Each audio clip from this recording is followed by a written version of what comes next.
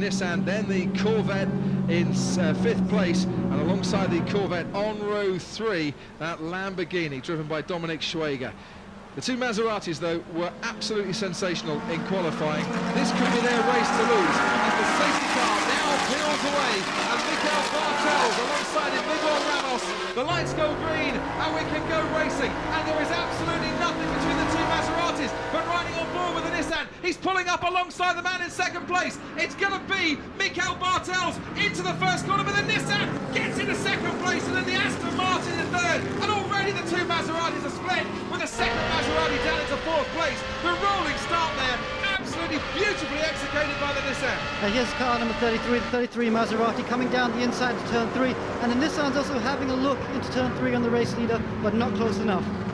Sensational start then by the Nissan, and that sumo power Nissan with Peter Dumbrek at the wheel, stalking the Maserati of Mikel Bartels. Maserati from Nissan, from Aston Martin, as we now ride on board with the car number 33, that Lamborghini of Alfred Hegel. Down at the back, under braking, just jockeying for position. Already one of the Lamborghinis has lost places at the start. Yeah, that Lamborghini obviously had a bad start. It's gone right to the back. This track is notoriously difficult for overtaking, and the drivers need to make sure that they just don't get too ambitious and end up tagging someone and causing damage to your car. Ford GT of Thomas Much just making a little bit of a move there, and that car 41, Renault Krippens in the other Ford GT, as we're back riding on board once again with Thomas Hager. And Mikel Bartels is actually extending that lead at the front quite a bit. You can visibly see him pulling away from the sumo-powered Nissan of Peter Dumbrek. Back with Alfred Hager, and now you can see this long climb up towards the very tight chicane here, turns 13 and turn 11 and 12. And back on the power as soon as you can feel the traction, as soon as you've got the adhesion, getting on the power once again. And look at the gap that the Maserati is pulling out here over the Nissan, which is being challenged now by Darren Turner in that Aston Martin.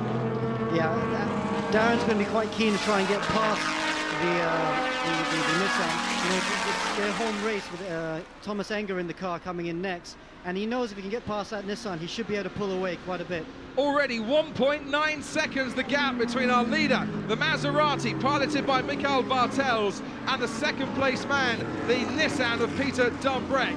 As round that 1st turn, a line astern, you have the Aston Martin followed by the Corvette. Out in front though, that Vitaphone Maserati making mincemeat of the opposition, but the Maserati too, really sluggish starters. Look at this, the Aston Martin Hexus just moves out, tries to get past the Ford GT, going into that left-hander, but Thomas Much just slams the door. How long though can he keep that door closed? Is the Aston stalking him? That'd be quite frustrating now for Miguel Ramos in the 2nd Maserati. There he is in the shot, just going out of shot there. His car has got the pace to be right at the front, but now he's bottled up behind the Lamborghini. Riding on board now with the Hexus Aston Martin, Stefan Sarazan, man competing in his 3rd World Championship, FIA World Championship, rally driving of course. Didn't know he played football as well. I tell you what, he was playing keepy-uppy out the back and he was sensational. But the only man I know of to compete in 3 FIA World Championships and making his debut in this GT1 World Championship this weekend here in Brno. Sarazan's a very good driver, and I expect him to try and make some places because he did not have good qualifying. I expected him to be much higher up in qualifying. They have got the pace to move forward if they can overtake, and that's a big problem here, because if you can't overtake, then what do you do? You know, some of these cars which are a bit marginal tyre wear, I suspect that they're going to sit back. Right, problem right down at the back, the number 25 Lamborghini, Jan Danis, local man, born in Slovakia, having a bit of a problem way down the field. Yeah, I don't know if that was from contact or he just got a bit excited, this being so close to his hometown, and just made a mistake and went off. Now the Corvette, car number 11, really stalking for 5th place here, the Maserati ahead of him. And now switching down towards the inside.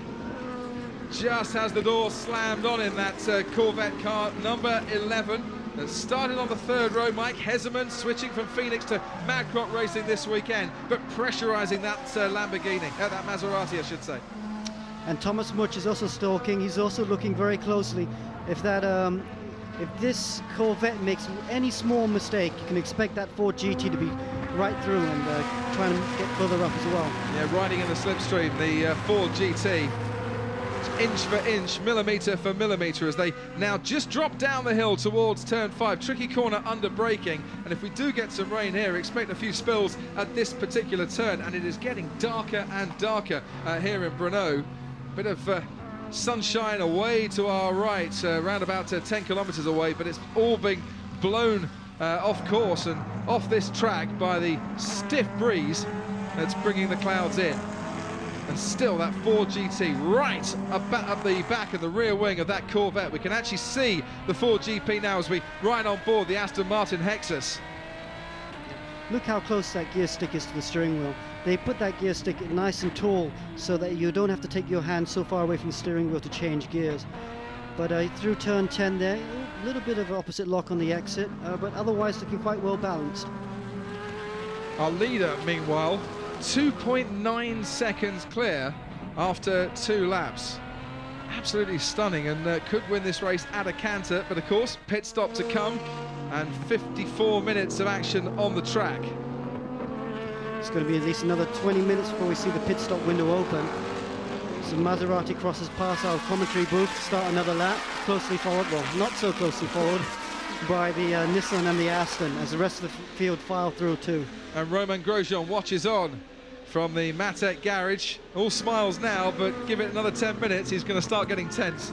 Yeah, and I can't wait actually for Grosjean to get into the car, because as we saw in Abu Dhabi, he was a very aggressive driver, and it'd be interesting to see if he can repeat that form and climb up the field. At the moment, his teammate Thomas Much has made a couple places up and is currently lying in 8th position. And we ride on board with Peter Dunbrek, and this is the time that he's losing out to Michael Bartels in that lead Maserati. About 1.5 seconds over the course of the last 2 laps. Just can't keep with the pace. Beautifully set up, that Maserati, beautifully balanced here.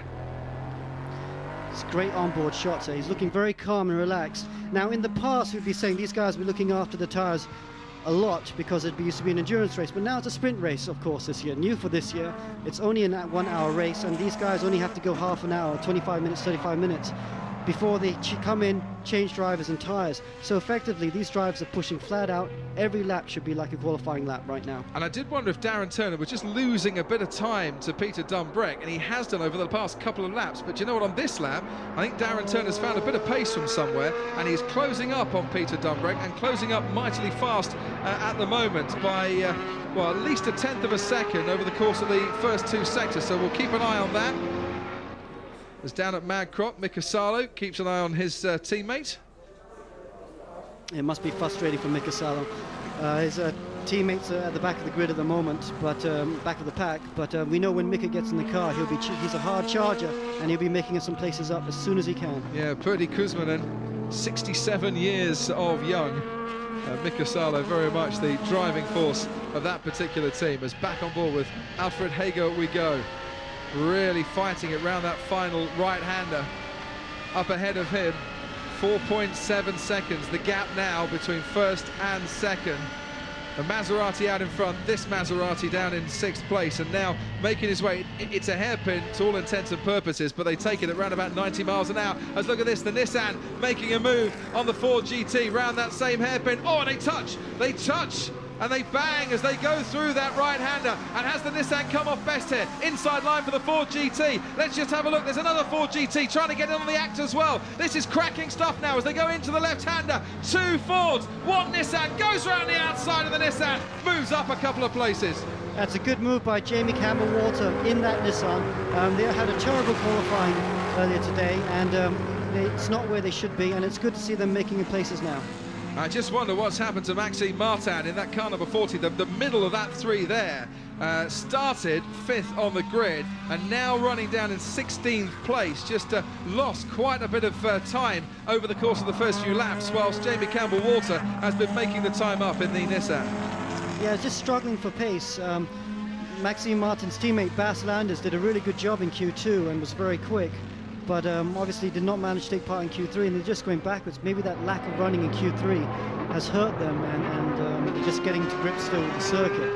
But yeah, good job by the Nissan. Don't forget Jamie Campbell-Walter and Warren Hughes are carrying 40 kilograms of extra weight. Sorry, make that 30 kilograms of extra weight from winning the last race at Silverstone. Yeah, the success ballast that is placed upon these cars as a handicap system. So Hezemans from Hager, from Alleman out in front. Then we have Corvette, Lamborghini making their way through the field. Yeah, these standings you're looking at are the... That wasn't quite the top three, I must admit. We're just looking through it there. The top three, still Bartel's, Michael Bartel's way out in front by 5.8 seconds.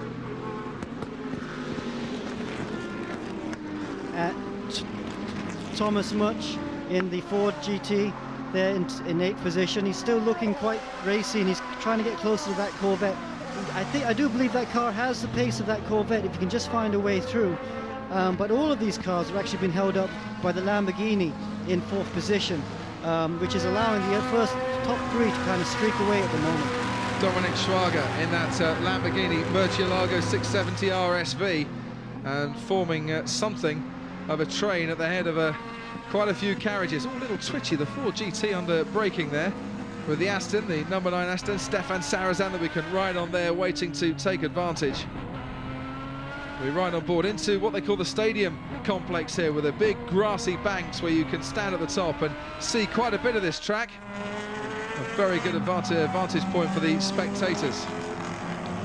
This circuit is actually a lot of medium length straights here at Brno, which makes it very difficult to get a toe and try and overtake someone, as the Aston had a small look down the inside of the Nissan in 2nd place. I told you Darren Turner was gaining, and now we can see it with our naked eye. He was about 7/10 behind a couple of laps ago. Now he's about 7 meters behind. That Nissan is going to be pushed, if he's not careful, all the way up the hill. Yeah, it is possible to overtake you, but as I was saying, because the straights are not so long, you got to kind of take a dive down the inside of someone through one of the slow corners, which often means you're going to have to rub paint with your competitors. Nothing wrong with that, plenty of paint on these cars to rub off, and I just wonder, is Darren Turner going to be able to get a good toe and get in the slipstream of this Nissan down the main straight? Look at that, absolutely rock solid behind the Nissan. Is he going to be close enough under braking into this hairpin? Probably not on this occasion, but he's there or thereabouts, and the gap is only half a second between the Nissan in 2nd place and the Aston Martin in 3rd. 6.9 seconds the gap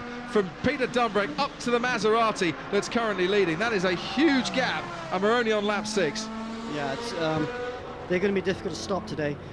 Maybe if the Aston can get by the Nissan, maybe it can start to look to close down the gap to the Maserati in 1st place. Huge big diffusers on the backs of these GT cars. So does the turbulence affect the car running behind? These cars do generate quite a bit of downforce, but as a ratio to mechanical grip, there's still a lot of mechanical grip. As one of the Nissans go down the inside, Ford GT. As the number 40 Mark VDS Racing Team, Maxime Martin, trying to make his way back up the field once again and getting past Max Nielsen. Sorry, getting past Henri Moser. That's a good move there, managed to go around the outside. But back to what we were saying, you will get a bit of turbulence if you get too close, but it's not too bad because these cars generate mostly a lot of mechanical grip. So, and anyway, it's mostly medium speed corners at Brno. I don't anticipate it following a car closely to be a problem. So 14 minutes nearly of this race has passed. Don't forget, the pit stop window opens at 25 minutes and it shuts at 35 minutes. So there's a 10-minute window where the tyres have to be changed and the drivers have to be swapped over.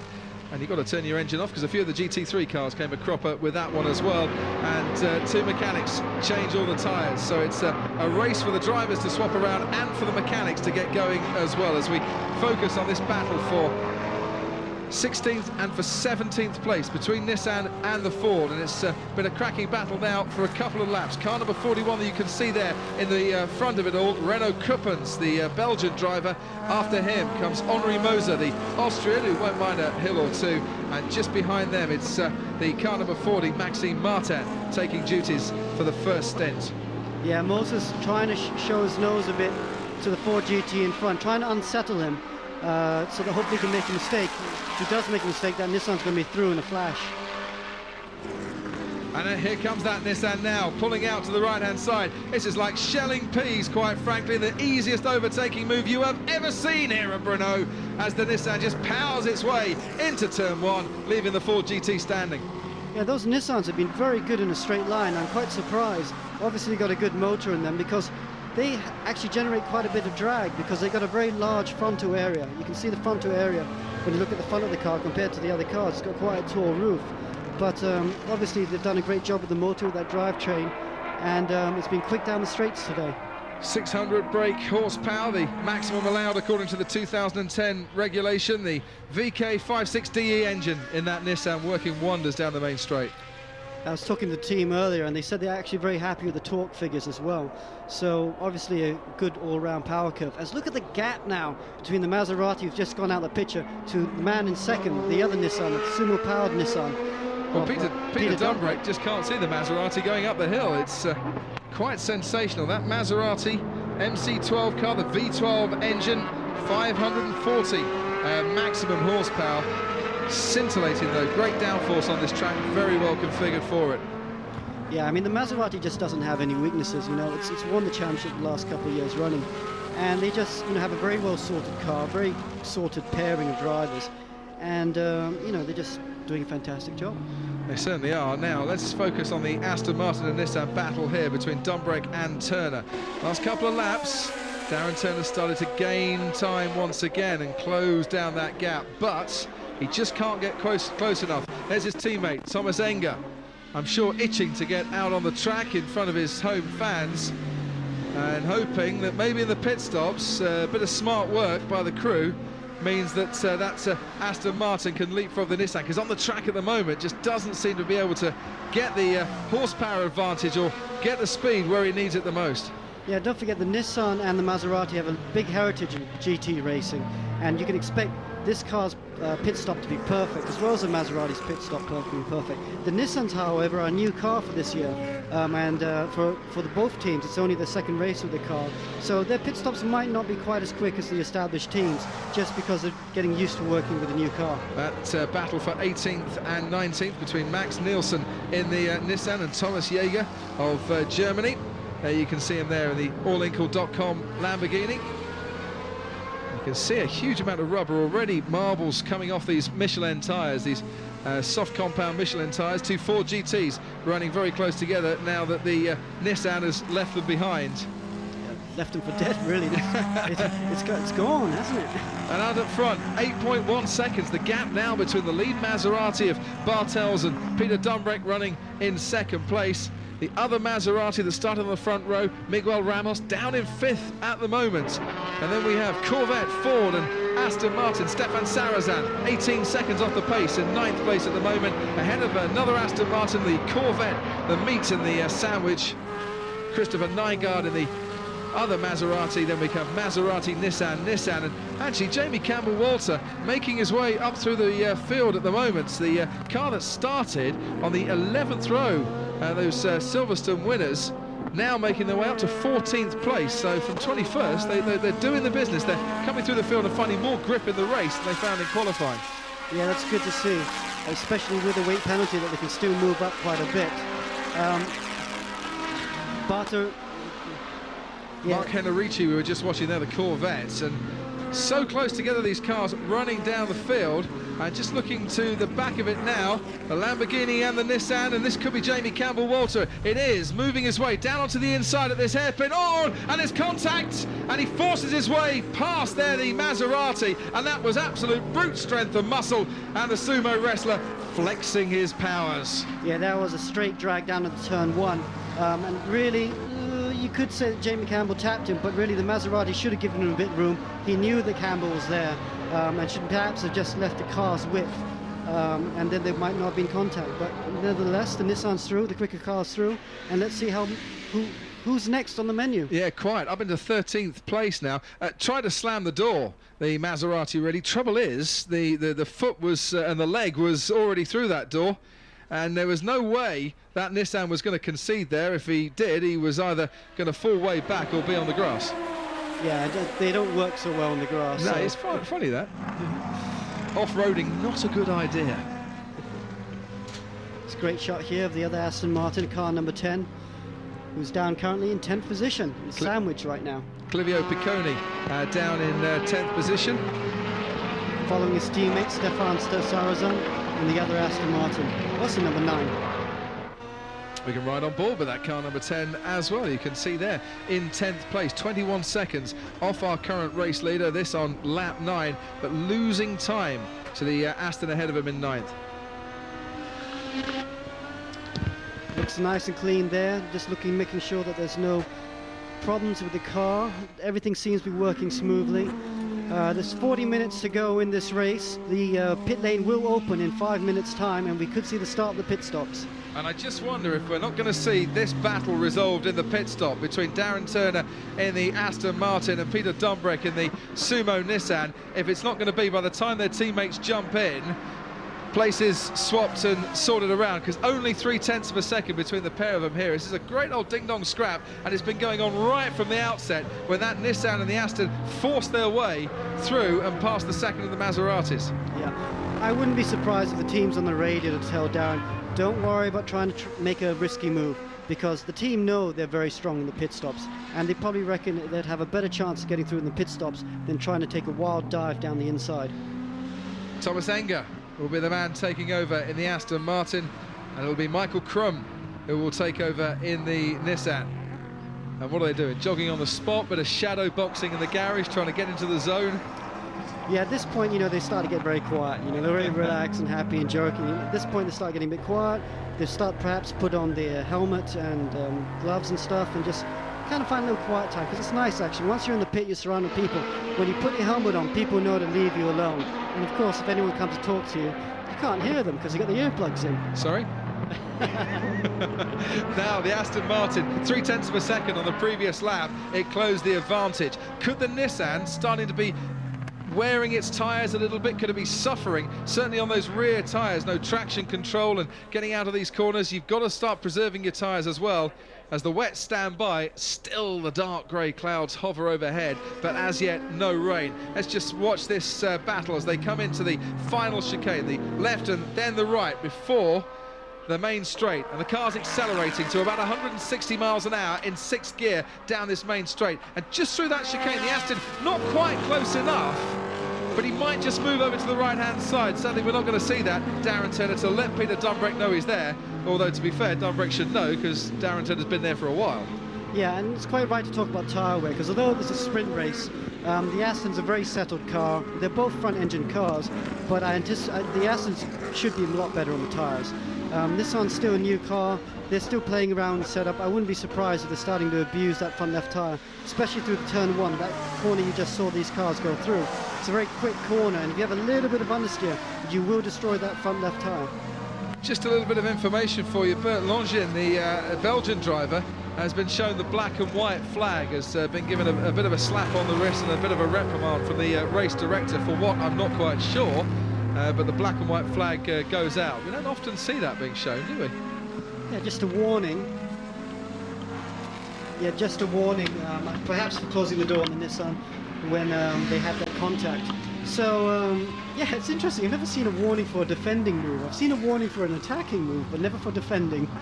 Well, didn't Lewis Hamilton get a black and white flag for his weaving in Malaysia? That was defending. Yeah, but that's okay. That's serious defending. I'm talking about, you know, contact. I should ask you what you think about that, to be honest. But maybe we'll do that off air and save and broadcast the results tomorrow. Still causing quite a stir in the F1 paddock as we watch there the two Aston Martins, and down at Hexus, the crew getting ready for their job. And if GT racing isn't a team sport, well, I might be sadly mistaken on that one, because your crew can win or lose you a place, especially if you happen to be in the close battle that Darren Turner and Peter Dumbreck find themselves in at the moment. Yeah, it's absolutely a team sport. A lot of drivers get a lot of recognition because they're the ones in the spotlight, but it's really a team sport, and there's no... That's why whenever the drivers win, the first people they thank are the team, because they know how hard they work, you know. And that's why I love racing, because you work hard, you see results on the track straight away. As there's Thomas Enger getting ready for his pit stop. Darren Turner should be coming in soon. Boy, do these guys look focused in the garage at the moment. Gloves on, helmets on, hands devices fitted as well. And they're the two Aston Martins currently running 9th and 10th place, car number 9 and car number 10. And there's going to be a couple of scraps here decided in the pit stops. I really think that there is as we approach that pit stop window. The second Maserati just now set their fastest lap of the race just now. So obviously there does seem to be a bit of pace from that car. Just got off to a horrible start, really. Yeah, but I bet they'll be bringing that car in as soon as this pit stop window opens. It should open at the next lap because Enrique Bernoldi, when he gets in that car, should be a little bit quicker. Look how the Corvette had been catching for lap 12, lap 11 onto that Maserati and making up the time that he lost really on lap 10. As into the pits comes, with the pit stop window now open, our first car. It's the Mad Croc Racing of Pertti Kiesmanen. Not surprised, Mika Salo will want to get out there as soon as he possibly can. Yeah, Mika Salo, XF Formula 1 driver with Toyota and Ferrari, stunningly quick. It was very quick in qualifying today, this morning. It's the back markers that are coming in first as we ride on board this Aston Martin Hexus. Jan Danis in the Lamborghini Murcielago not having the best of opening stints there. He'll be handing on to Frank Caselli in just a few moments' time as he makes his way down the pit lane and down at Mad Croc. How fast does a 67-year-old man get out of a Corvette?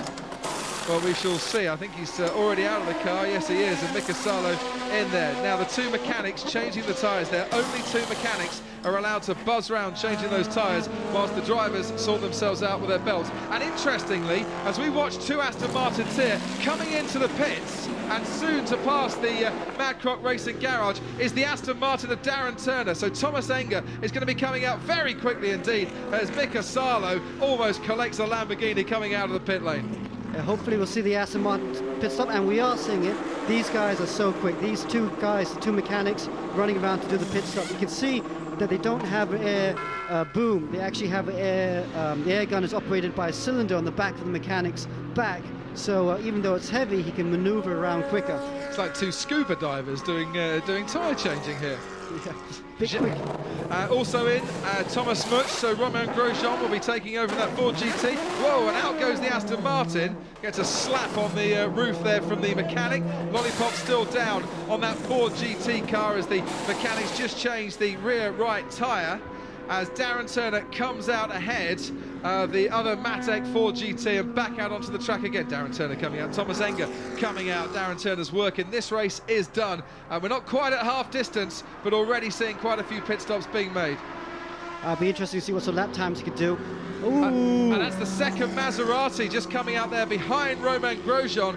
Enrique Bernoldi, former Formula 1 driver, two former Formula 1 drivers, one from the past and one from the not-so-distant past. And Bernoldi having to slam on his brakes, I think, there. Yeah, uncharacteristically, the Maserati had a bad pit stop, and the Ford GT was able to leapfrog them in the pit lane.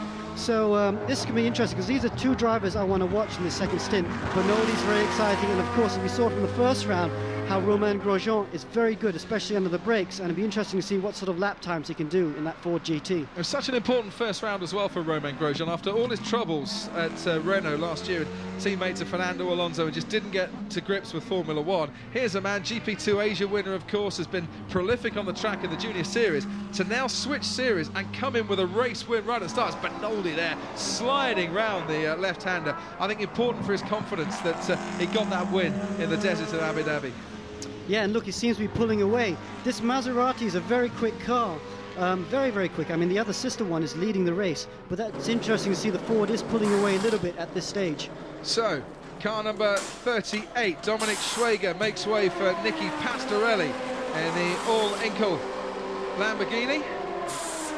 Interesting to see what's going to happen with this battle for second place. That's the battle I'm interested in, because Enger's just set his fastest split of the race for that car. So if he keeps on doing that, he should be able to leapfrog the Nissan of Peter Dumbreck, who's still out on track. And 11 seconds behind this man, Michael Bartels in the lead Maserati. Andrea Bertolini waiting to take over this championship winning pair that have taken on all comers and matched them and beaten them over the years. As past the start-finish line goes the Maserati behind the Ford GT. Bernoldi chasing down Romain Grosjean, and we look there at the Mad Croc Corvette trying to get to grips with a Lamborghini ahead of him. Yeah, he's going to try and make a move on it now. They'll both be on the same sort of tyres, but that Corvette has been quicker than the Lamborghini this weekend on race pace. I think this car should be quicker. Thomas. Now, is he going to make a move around the outside? He tried, you know, just to let that Lamborghini know he was there.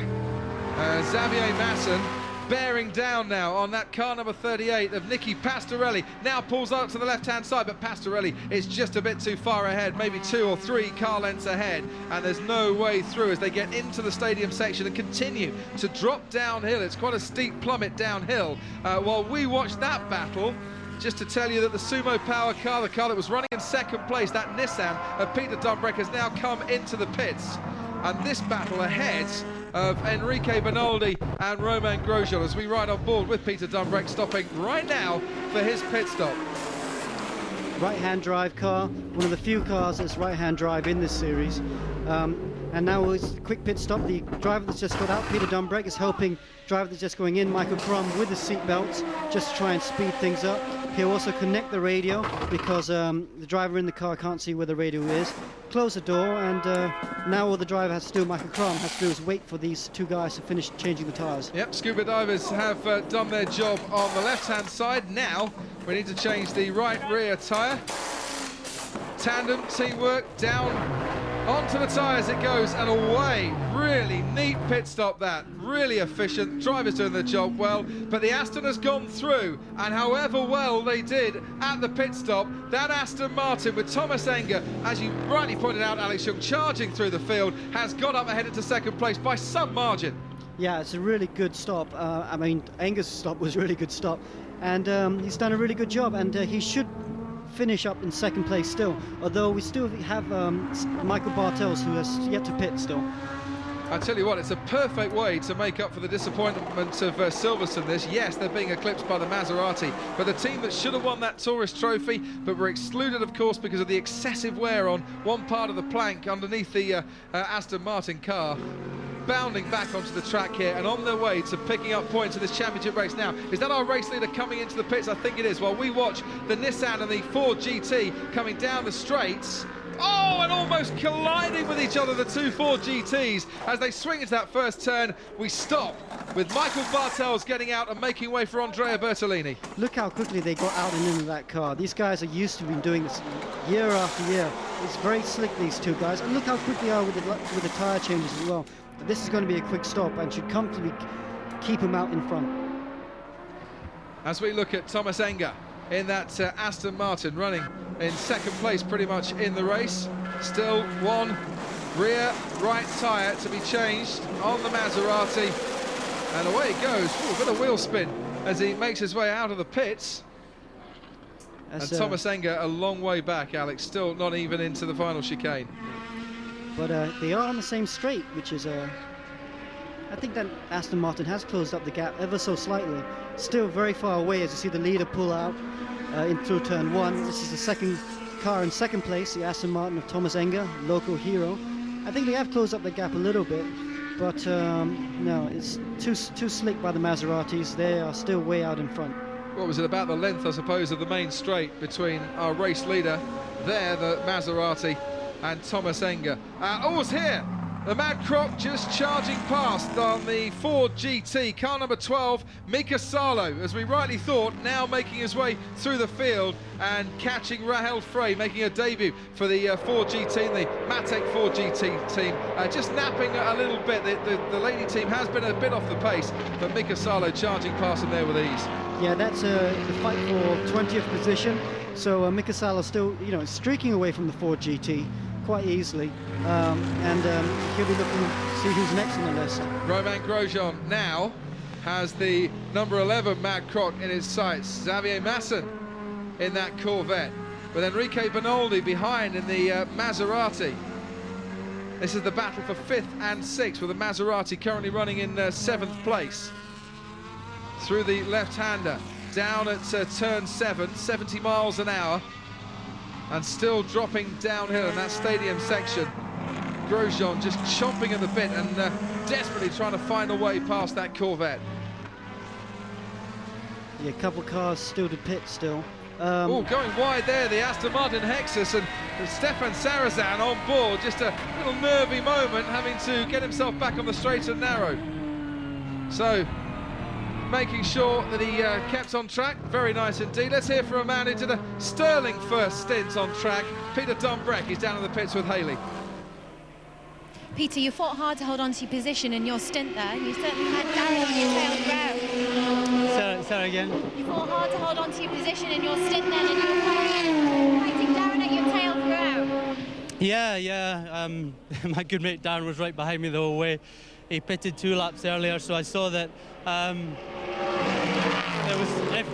it was basically a race against the bend and the tyre change. So I think we lost out. You know, we're still 3rd place, but the cars are very even between the Nissan and the Aston round here. The Maserati seems to have a little bit extra on us, so maybe we can fight back towards the end or tomorrow's race.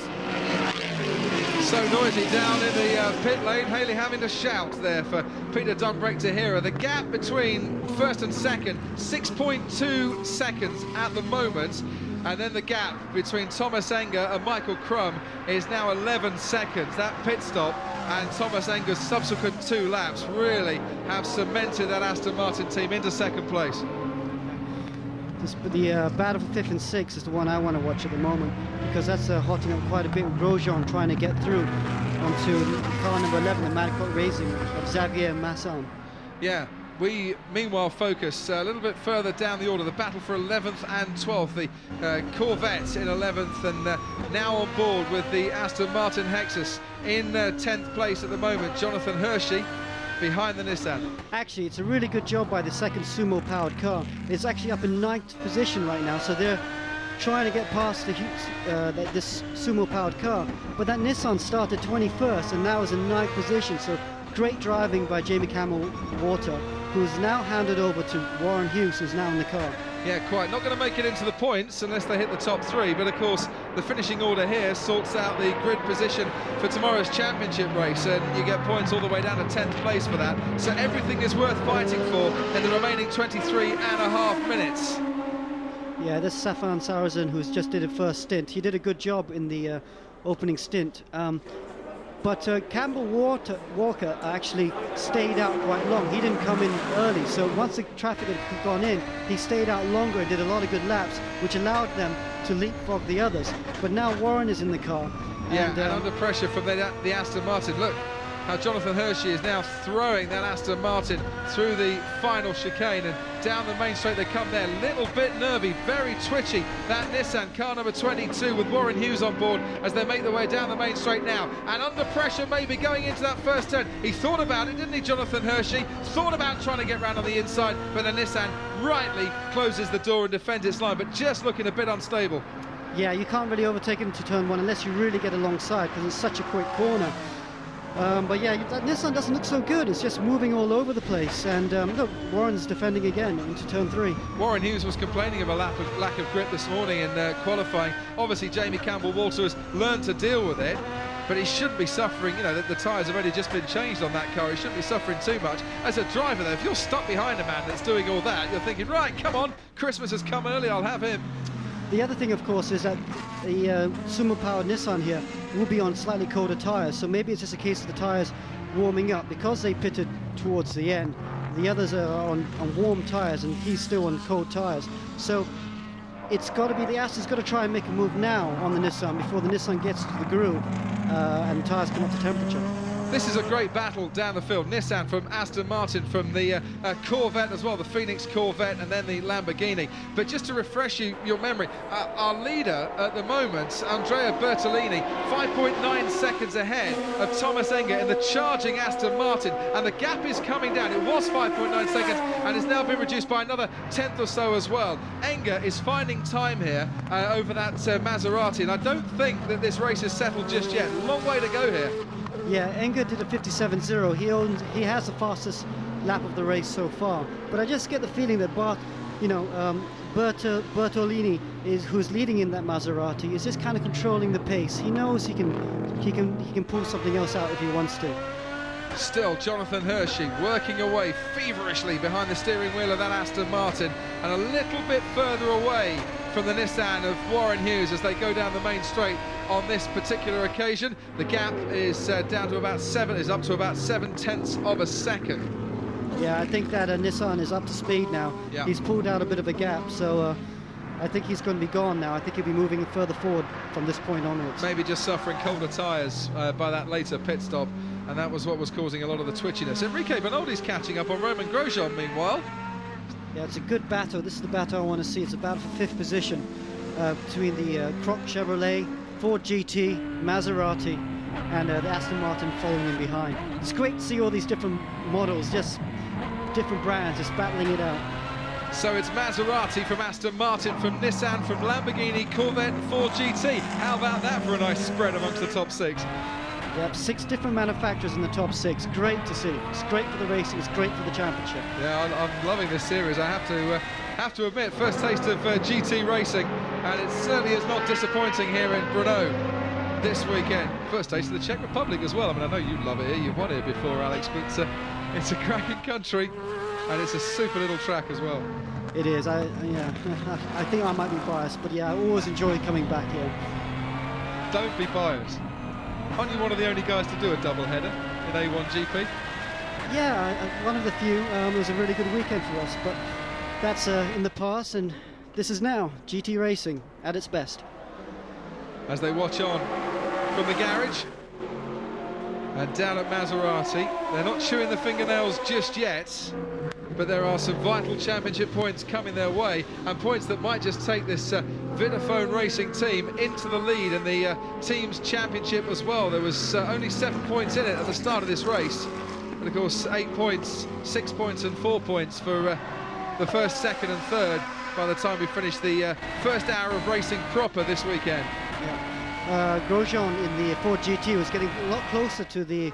There he is, getting closer again, but he just seems to be on the straights that the Corvette is just a little bit quicker down the straights.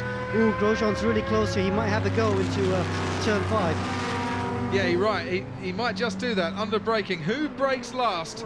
Who's got the daring do, as it were, on this occasion? Both braking pretty much at the same point there, and Grosjean just keeping his place behind that Corvette.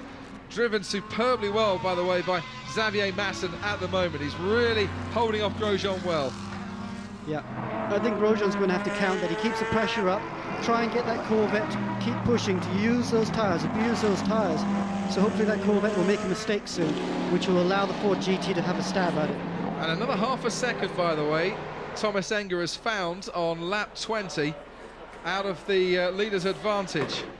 Enger closing 5.4 seconds down as we go back to this battle for 5th and 6th place. The Corvette against the Ford GT, with Enrique Bernoldi and the Maserati just waiting and hoping for a mistake. And behind him, Stefan Mucker in the Stefan Mucker in the Aston Martin. There you can see that's gaining as well on that Maserati, has been gaining for the last 3 laps. Yeah, this Corvette obviously is a front-engine car, and Croc Racing was talking about this front left-hand tyre, because you come through this last corner, and you know, Croc's got such a big weight distribution onto the front axle.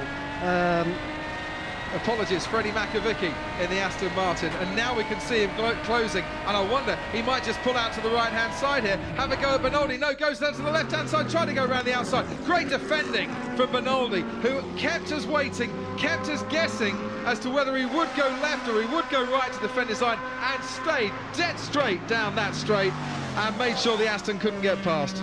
Yeah. That's, but Aston's quick in the straight line. Oh, look at this, one of the Astons.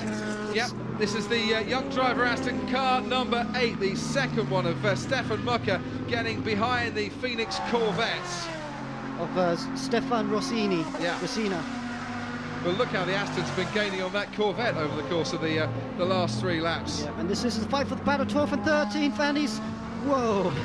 I think he locked up the rears a bit under braking then, decided to have a stab, but managed to pull out of it just in time. Only a matter of time before the Aston gets past the Corvette here. Such has been the speed and time difference over the course of the past 3 laps as they drop down into the right-hander now at turn 5. Yeah, you're circulating right now, second lap quicker than the Corvette. So you would think that a second lap quicker is a big enough advantage for the Aston to get past that Corvette at some point. And at the top, the Maserati from the Aston Martin, 5.4 seconds, the advantage that Bertolini has over Thomas Enger. Then comes Michael Crum for Nissan, running in 3rd place at the moment. and it's Nicky Pastorelli in the Lamborghini. That's your top four.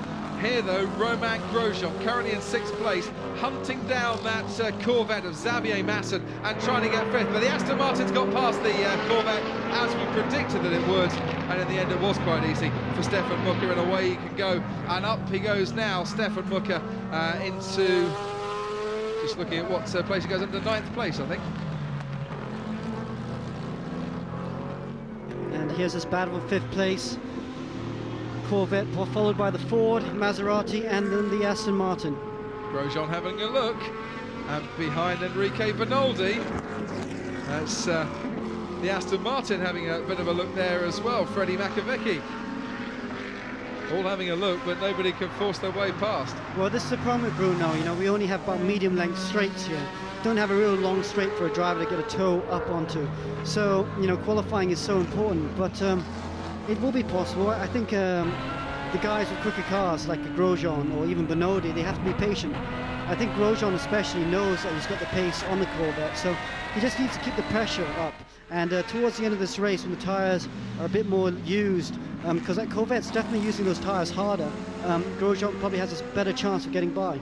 Grosjean almost nudging that Corvette as they reach the stadium sector here, and there's only, what, 1.5 meters in it as they take that left-hand hairpin at 70 miles an hour. Now going up a gear before they swing left-handed into turn 8, and there's a very sharp then turn to turn 9, right-hander, and they can go up a couple more gears. 155 miles an hour, golf course on their right-hand side, which is not the quietest place to play your golf when the GT cars are in town. They've got the rasping Ford GT noise and the even deeper rasping Corvette as they go past the fairway at 155 miles an hour. Meanwhile, behind that, car number 9 running in 8th place, Frederic Makoviecki, desperately trying to get past Enrique Bernoldi, who is just holding his station and neither moving forward nor moving backwards enough for Makoviecki to get past. Yeah, a little bit of sideways action there coming out of that chicane as the Ford has another look.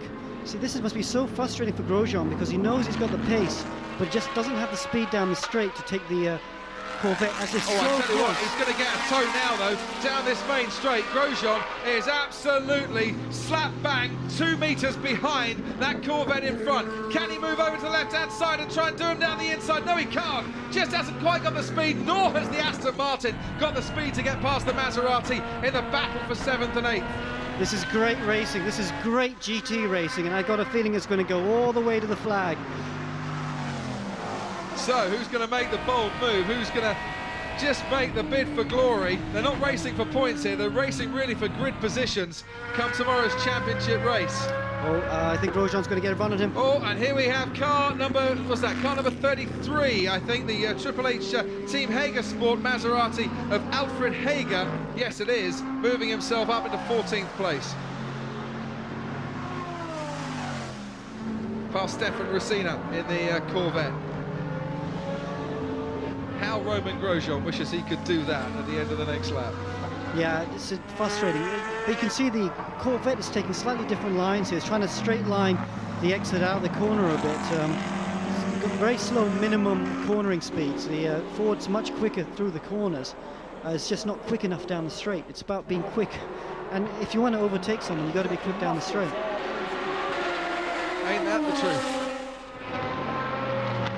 So less than 12 minutes to go here. We've had 23 laps, and our race leader, who might just have been controlling things to suit himself, Andrea Bertolini, 6.5 seconds clear of Thomas Enger in the Aston Martin. The Aston was closing down that gap for 3 or 4 laps, but now is 6.8 seconds as he passes our commentary box to go over the start-finish line. Yeah. Comfortably, though, in that 2nd place. Nissan another 10 seconds down. Yeah, he's just maintaining that gap. He's just looking at the split times and just putting out a fast lap every once in a while to make sure that Aston doesn't close. Is Ford's close enough? No, and the Aston's definitely not close enough to have a look. There's the 4 cars, the Corvette, the Ford, the Maserati and the Aston Martin going round that first turn. Beautifully set up for the bikes, the MotoGP that comes, of course, here to Brno, which means the curbs are very flat as well, and you can take an awful lot of curb if you want. It is a bike track, isn't it, this one? Yeah, and as a bike track, there's always a little bit of gradient bit of camber through the corners, which means you know, allows you to carry a bit more speed. Now it's getting towards the end of the race. You have to watch out for going offline, because it's very dirty offline now. And actually, it works out a bit better to start turning into the corners a little bit earlier, because that's where the grip is, because you can't quite take this normal line. And if you just get it slightly wrong, it's so dirty offline, you'll be on the grass and in the gravel very, very quickly. Now, have you noticed here that Enrico Bernoldi in that Maserati, the Vitaphone Maserati, just closing the gap slightly, and the last couple of laps by 3.5 tenths of a second, so pressurising Romain Grosjean and trying to force a mistake. I wonder if Bernoldi, the wily old fox here, has just thought to himself, I'll let Grosjean do his thing, and then I'll just pick up the pieces when he uses his tyres just a little bit too much. Yeah, it's really tricky. What do you do at this point? You know, you want to make that other place. You know, these guys are race car drivers. They don't want to stop. If there's a chance to overtake, they're going to take it.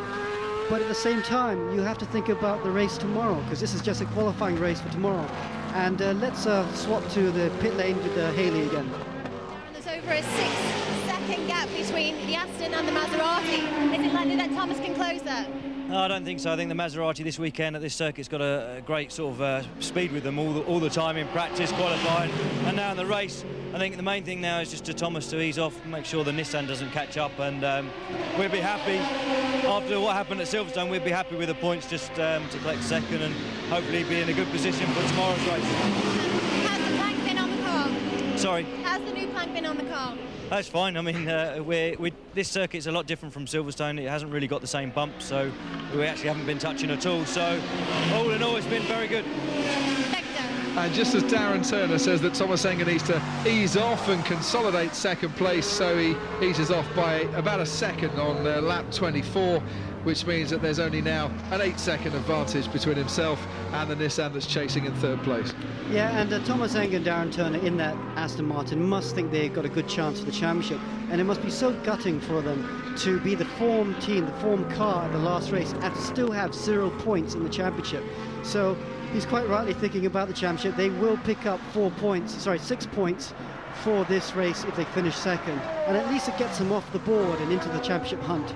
And looking at the start that they made as well, Alex, it gets them onto the front row, and if he can get that Maserati at the start, well, on a track that's difficult to overtake, who knows, there might be 25 championship points coming their way round about this time tomorrow. Yeah, and actually from a neutral's point of view, I kind of do hope they do get the jump on the Maserati tomorrow, if they finish in these positions now, because it'll make for an entertaining race, because they'll be cracking to watch the Maserati try and get past the Aston Martin. I mean, Marco Bartel's got off to a decent start here in the lead Maserati, but we saw the Nissan and the Aston Martin pressure the number 2 Maserati car and come through really well. It was an excellent start, and that's why Enrico Bernoldi, who wasn't the man who started the number 2 Maserati car, it's Miguel Ramos, now finds himself, of course, down the field a bit in 7th place, but it will be Bernoldi, of course, who starts the race tomorrow. Maybe he's got a bit more experience about him. Back then we go to this Corvette Ford GT Maserati Aston Martin battle for 5th, 6th, 7th and 8th. I wonder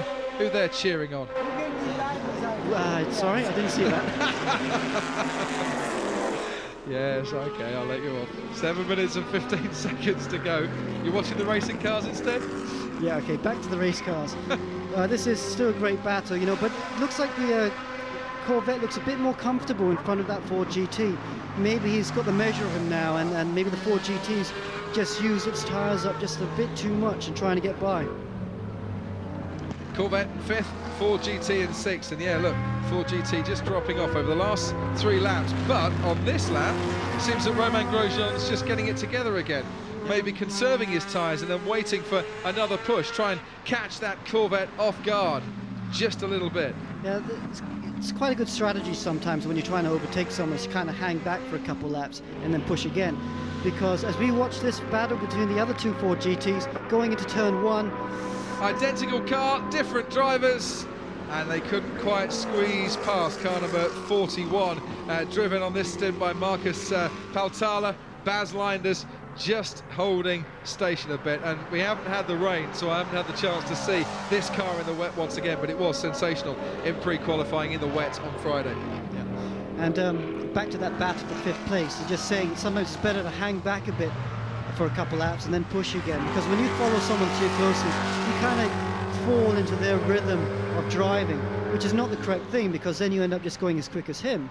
So you need to fall back a bit and then push hard again, so you find your limits again, so that when you get back up to the boot lid of the car in front, you can try and make a move. So this is the battle down in 18th and 19th place for those two Ford GTs at the moment, the Mark VDS Racing team.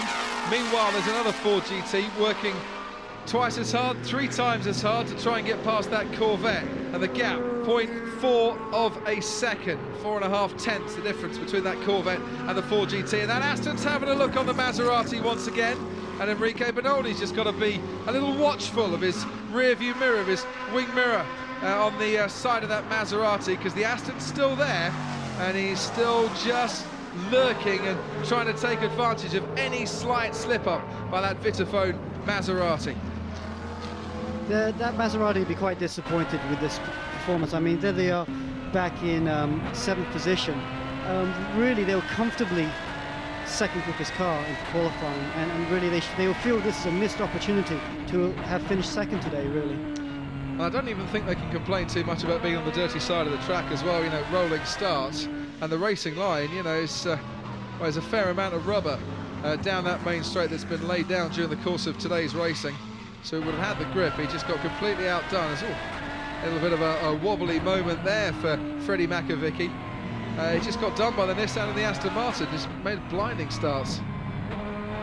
Ooh, a lot of understeer through turn 9, that is, and you do have understeer through that corner because the track falls away, and you can see how steeply they go downhill at this point into turn 10, and that Ford's looking a bit closer again. He's tempting, isn't he, Romain Grosjean? He's tempting us to say, look, stick with us here, I'm going to try and get past, but Xavier Massey just holds on once again. Xavier Masson in the Corvette now, though, might be under pressure going up the hill, and in the slipstream that Ford GT isn't too far away, now pulls out, thinks about the inside of the chicane, but no, you're not going to get past there, not with the Corvette holding his station and doing very nicely indeed. Now through the chicane, and can Romain Grosjean just nudge his way past here, down the main straight? We've been waiting to see an overtaking chance now for round about 10 laps. Grosjean just seems to be too far, in a straight line speed. That Corvette just pulls away enough so that Grosjean can't try and force his way in through the hairpin. Yeah, he was right up his booted backside, yes, you can say it. I can say it, can I? Yeah. He's right up his backside, but just down the straight, just loses a bit to that Corvette. It's very frustrating, you know you can try. I got a feeling Romain's going to try a do or die move just before the end of this race. It could be hero or it could be zero for Romain Grosjean. Toss a coin as to where your money would be on that particular one, but he has given it as much as I think he possibly can in that Ford GT. But you have to say, with a straight line speed advantage, even with that, Xavier Masson has driven a super race here to hold Grosjean off. Yes, he has. He's driven very, very well. As Warren Hughes in that Nissan is coming under pressure from the other Aston Martin, the car number 10 of Jonathan Hershey. And Jonathan's going to be thinking he's got a chance here, you know. Maybe that Nissan's looking a bit unsafe again. Yeah, but Warren Hughes, though, and Jamie Campbell-Walter, as you earlier mentioned, starting 21st on the grid, now running in 9th place. It's been a pretty impressive performance by the Sumo Power Nissan here, as we watch him being pressurised by the Aston Martin, and right behind the Aston Martin is Matteo Bobbi in the Triple H Team Hager Sport Maserati. Yeah, let's not forget that car's carrying 40 kilograms of ballast, and that's about 0.9 of a second handicap per lap. But more importantly, that extra ballast will also mean that you're wearing those tires out more, and that's what I think we're seeing right now. You know, Warren was able to pull away a little bit after the pit stops once his tires are up to temperature, but now he's coming to the end of the stint. That car's just moving around all over the place. You can see it moving in front of that Aston, and I think that extra 40 kilograms is just killing his tires. They're not on the final lap. These guys aren't on the final lap either. Our race leader is. So one more lap for Romain Grosjean to get past. He goes into turn 1 now. Is he trying the do or die?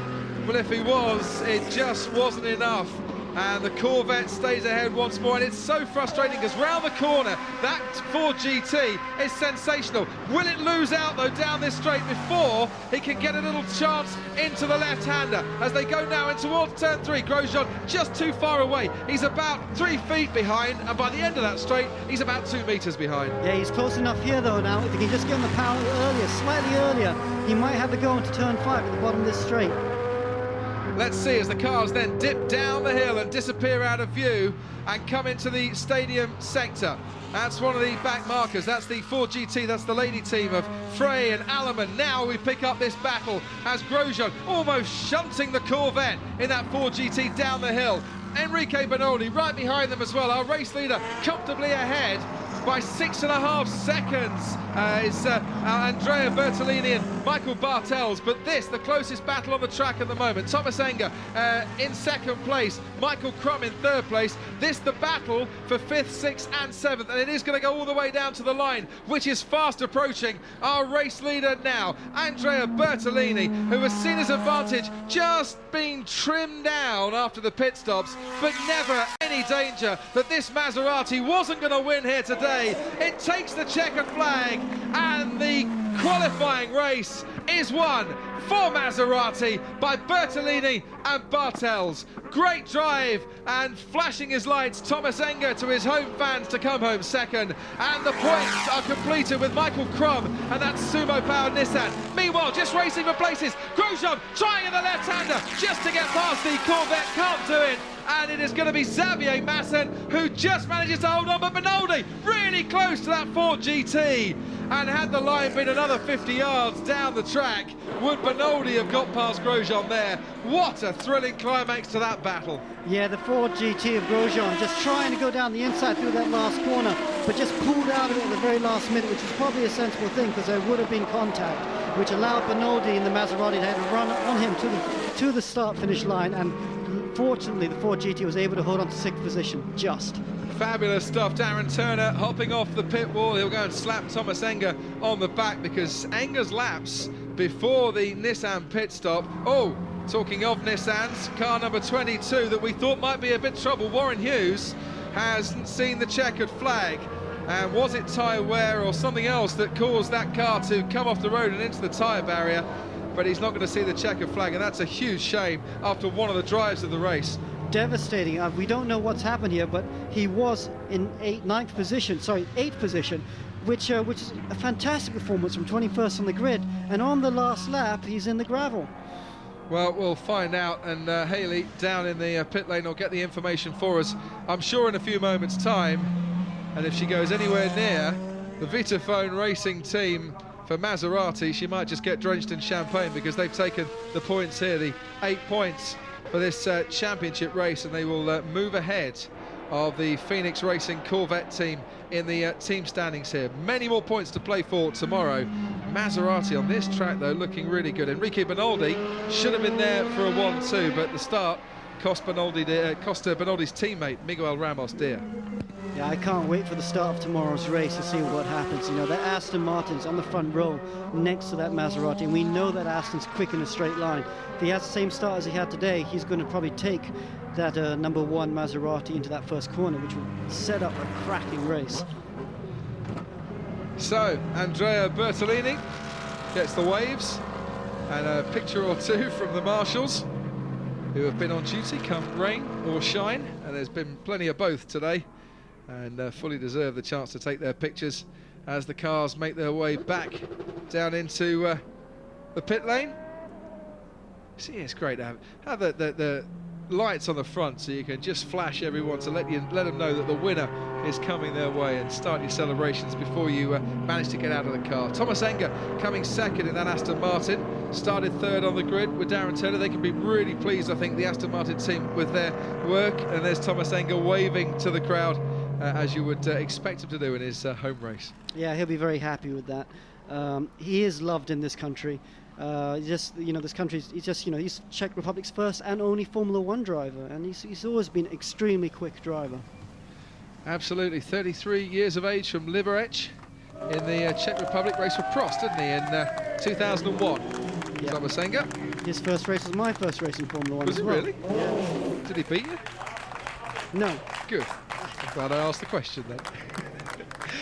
Into the #1 spot in that Maserati comes Andrea Bertolini, and I'm sure his teammate Michael Bartels will be down to give him a big hug and a pat on the back very shortly, and a raise of his fist in triumph there from our winner.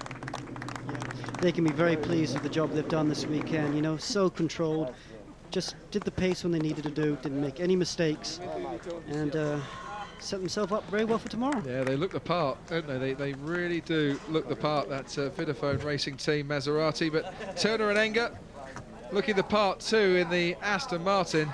And after their disappointment at Silverstone, you know, when a race victory was taken away from them, not through the driver's fault, but by just an infringement of the regulations, you know, a good solid second place here is exactly what they needed. The Sumo Power Nissan team started third on the grid, started on the front row alongside that Aston Martin, and Michael Crum losing out in the pit stops, really, and losing out with some flying laps from Thomas Enger. But he and Peter Dunbrick bringing home the points as well, the 4 points for finishing third.